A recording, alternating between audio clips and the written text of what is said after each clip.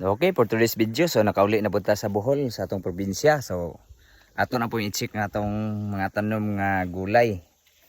Atong ginagmay nga backyard garden.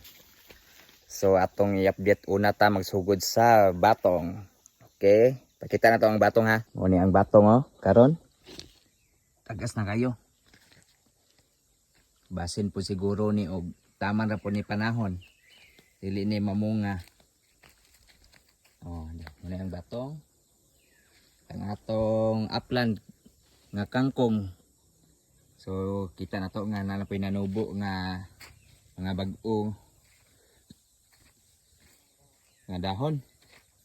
Kunya ang atong ampalaya. So kita na to ang atong ampalaya kay Brazil bin na daot siya kay gipang ulod na odirida.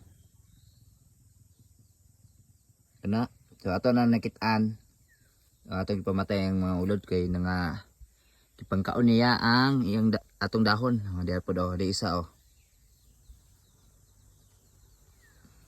Ha? Dapat yun na siya.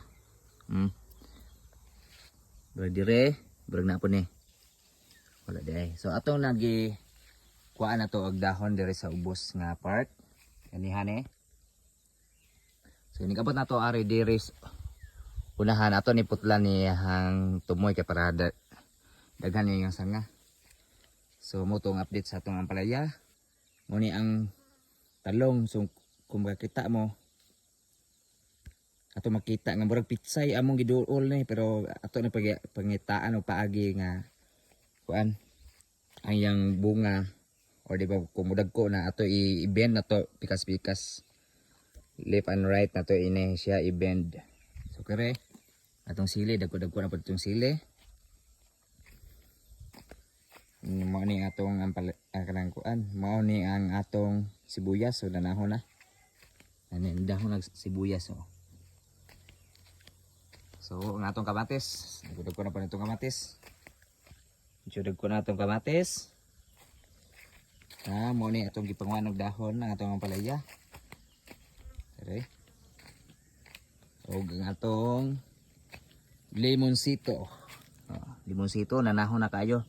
So gamit day kayo atong gibalhin siya gikan sa katungihang putos. Kaya ni dahon siya taman. Wala siya nagilo kay tungod atong mga kukupit. Itong bunot. Init ang yuta mo to na yelo. So atong gibalhin dire nanindot na siya tubo.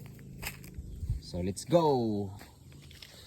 Oh, nindot na kaya to ang batong. Ug mara to.